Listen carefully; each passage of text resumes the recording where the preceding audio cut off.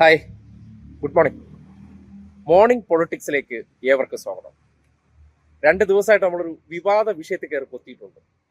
നമ്മുടെ നാട്ടിലെ തന്ത്രിക്കള്ളന്മാരെയും കൂടുതൽ കൊള്ളക്കാരെയും കുറിച്ചുള്ള ഈ ശബരിമല കേന്ദ്രീകരിച്ചുള്ള തട്ടിപ്പിനെ സംബന്ധിച്ച് കേരളത്തിലെ മുഖ്യധാരാ മാധ്യമങ്ങളൊന്നും ഒരക്ഷരം ഉരിയാടുന്നില്ല.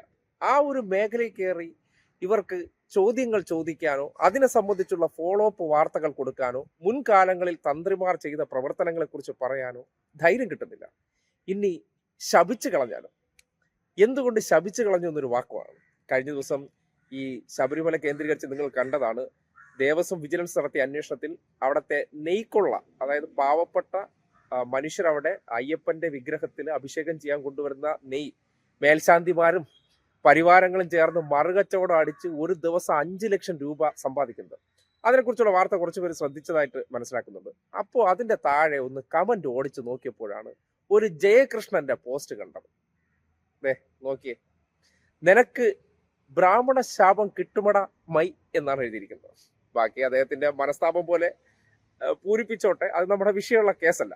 പക്ഷെ ഒരു കാര്യമുണ്ട്, ഈ ഒരു നാട്ടിലെ എല്ലാ ഇത് കേൾക്കുന്നവർക്ക് വേണ്ടി ആ ശാപം അങ്ങ് ഏറ്റുവാങ്ങാൻ ഞാനങ്ങ് തയ്യാറാവുകയാണ്. കാര്യം ഈ നാട്ടിൽ ഈ ബ്രാഹ്മണ ശാപമുണ്ട്. ബ്രാഹ്മണന്റെ ശാപം 10 ജന്മം എടുത്താലും തീരൂല എന്നുള്ള ചില പ്രചരണങ്ങളുണ്ട്. യവന്മാരെ ശാപം അതിഞ്ഞ് തന്നോളൂ, ഞാൻ കൈ നീട്ടി വാങ്ങിക്കാം. ഒരു കിലോ കണക്കിന് ഒരു 10 കിലോ അധികം, ഇപ്പൊ എത്രയാണോ ഉള്ളത് അതിനേക്കാൾ ഒരു 10 കിലോയും കൂടി അഡീഷണൽ ചേർത്ത് ഇഞ്ഞ് തന്ന വളരെ ഉപകാരം എന്ന് പറയാം.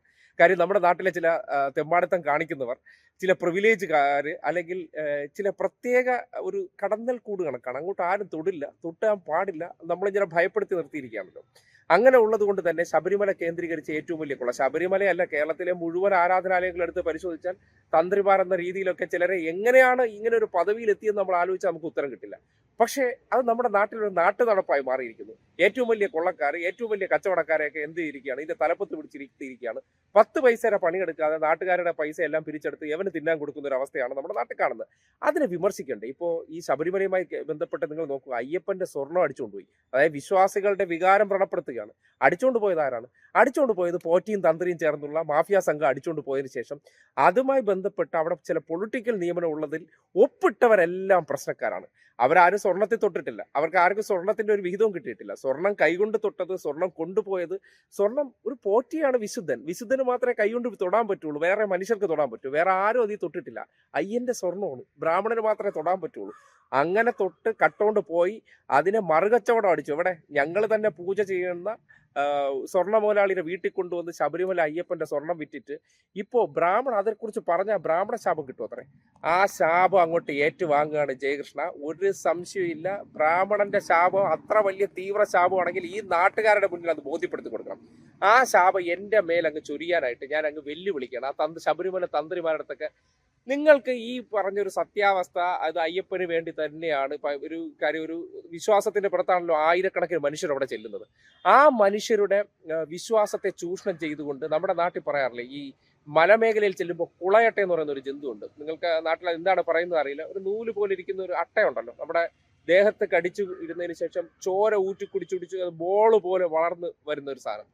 അങ്ങനെ ചോര ഊറ്റി കുടിക്കുന്ന ഈ കുളയട്ടികളായിട്ടുള്ള ഈ തന്ത്രിമാരെയും അല്ലെങ്കിൽ മേൽശാന്തിമാര്, പോറ്റിമാര്, തിരുമേനിമാര്, ഈ കപടന്മാര് നാട്ടുകാരെ ചൂഷണം ചെയ്ത് ജീവിപ്പിക്കുന്നതിന് ഒരു അറുതി വരുത്തിയേ പറ്റുള്ളൂ.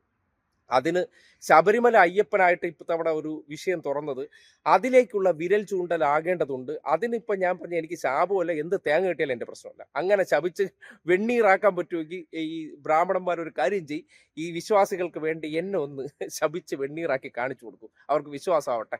നിങ്ങളുടെ ശാപം എന്ന് പറഞ്ഞാൽ അങ്ങ് മലമറിക്കുന്ന സാധനമാണെങ്കിൽ നിങ്ങൾ എന്ത് ചെയ്യണം? ഞാൻ ഈ പറഞ്ഞ ഞാൻ തന്നെ ഇപ്പൊ തന്നെ അങ്ങ് ബ്രാഹ്മണനെ പറഞ്ഞു കഴിഞ്ഞാൽ ശാപം കിട്ടുമെങ്കിൽ, ബ്രാഹ്മണൻ എന്ന് പറഞ്ഞാൽ മനുഷ്യൻ തന്നെയാണ്. അവന് പ്രത്യേകിച്ച് ഒരു വ്യത്യാസവും ഇല്ല. ഒരു പുരുഷ ശരീരം എങ്ങനെയാണ്, ഒരു സ്ത്രീ ശരീരം എങ്ങനെയാണ്, ബാക്കിയുള്ളവരെ പോലെ ഈ സ്കിൻ ടോണിന് മാത്രം ശകലം വ്യത്യാസവും. പിന്നെ സംസാരിക്കും സവർണ ചുവ, ഇങ്ങോട്ട് വരിക എന്നേ സംസാരിക്കുന്നു, ഇങ്ങോട്ട് വരൂ എന്ന് പറഞ്ഞാൽ എന്തോ മോശം കാര്യമാണ്.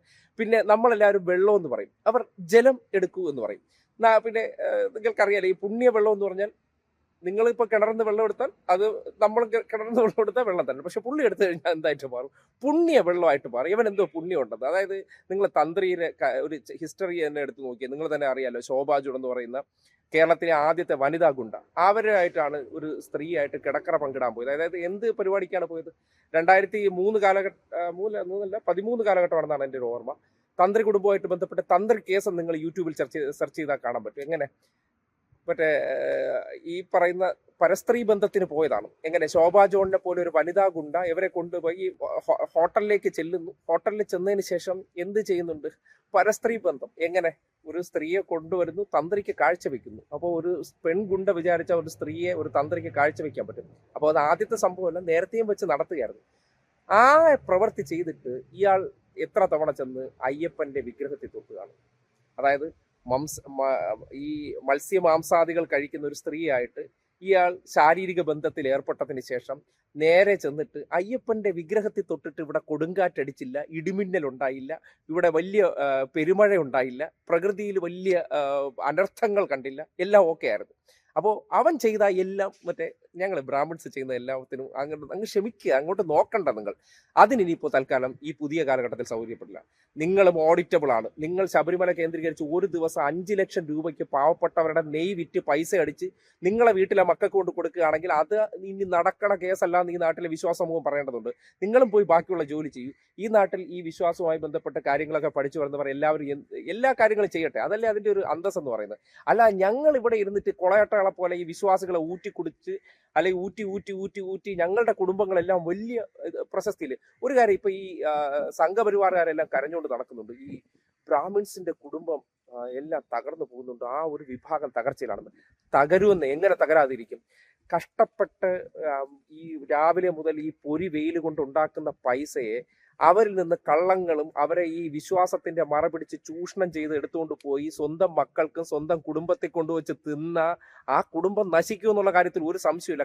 കുടുംബമല്ല, കുലം നശിച്ചു പോകും. കാര്യം മറ്റവന്റെ വീട്ടിൽ ദാരിദ്ര്യം പിന്നെയും പിന്നെയും പെരുകി വരികയാണ്. അവന്റെ വീട്ടിൽ കഴിക്കാനില്ലാതിരിക്കുമ്പോൾ അവന്റെ പൈസ ഊറ്റിക്കൊണ്ടുപോയി 4 നേരം മൃഷ്ടാന ഭോജനം കഴിച്ചാൽ കുടുംബം രക്ഷപ്പെടും എന്നാണ് കരുതിയിരിക്കുന്നത്. അപ്പോൾ നാട്ടുകാർ ആ യാഥാർത്ഥ്യം മനസ്സിലാക്കേണ്ടതുണ്ട്. ഒരു ബ്രാഹ്മണ ശാപം കിട്ടുമെങ്കിൽ അത് ഏറ്റുവാങ്ങാൻ ഈ നാട്ടിലെ ജനങ്ങൾക്ക് വേണ്ടി സാധാരണക്കാരായിട്ടുള്ള വിശ്വാസികളായിട്ടുള്ള മനുഷ്യർ, ഞാൻ വിശ്വാസം ഒന്നുമല്ല, അതിനെക്കുറിച്ച് ഞാൻ വസ്തുവായിട്ട് പറയണം. ഞാനൊരു വിശ്വാസിയൊന്നുമല്ല. ഞാൻ അമ്പലങ്ങളുടെ ആയിട്ടൊക്കെ ബന്ധപ്പെട്ട ഉത്സവ പരിപാടികളിൽ പങ്കെടുക്കാൻ പോകാറുണ്ട്. എൻ്റെ മക്കളെ സംബന്ധിക്കുന്നിടത്തോളം 18 വയസ്സ് ഈ നാട്ടിൽ തികഞ്ഞതിന് ശേഷം ഇവിടെ ഇങ്ങനെ മതമുണ്ട്, ജാതിയുണ്ട്, നിങ്ങൾക്കത് നിങ്ങളുടെ ചോയ്സാണ്, നിങ്ങൾക്ക് വേണമെങ്കിൽ എടുത്തോ. ഞാനായിട്ടൊന്നും പ്രാക്ടീസ് ചെയ്യിക്കില്ല എന്നുള്ളൊരു നിലപാടാണ് ഞാൻ വെച്ച. അതുകൊണ്ട് ഞാൻ പറയുന്ന ഈ നാട്ടിലെ വലിയൊരു വിഭാഗം അവരുടെ ഒരു ഹീലിംഗ് ആണ്. എന്തെങ്കിലും ഒരു വേദനയ്ക്ക് ഒരു സമാധാനത്തിനായിരിക്കും ചിലപ്പോൾ ഈ അമ്പലത്തിൽ പോകണം. അതിനകത്ത് ഈ കൊള്ളക്കാരന്മാർ മറ്റേ പൂണൂലിട്ടുകൊണ്ടിരുന്നിട്ട് ഇവരെ പറ്റിക്കുന്നു എന്ന് പറഞ്ഞാൽ എല്ലാത്തിലും പൂജ ചെയ്താൽ തീരുമെന്നൊക്കെ ഇവർ പ്രചരിപ്പിക്കുന്ന ആ കാപട്യം ഈ നാട് ചർച്ച ചെയ്യണം. നിങ്ങൾ തിരിച്ചറിയണം. അതിന്റെ പേര് ശാപം കിട്ടുകയാണെങ്കിൽ ഈ നെഞ്ചത്തേറ്റു വാങ്ങാൻ ഞാൻ തയ്യാറാണെന്ന് മാത്രമേ ജയകൃഷ്ണനോട് പറയാനുള്ളൂ. അപ്പോ തന്ത്രിമാർക്കെതിരെയുള്ള അല്ലെങ്കിൽ ആ കൊള്ളക്കാരന്മാർക്കെതിരെയുള്ള പോരാട്ടം തുടരും.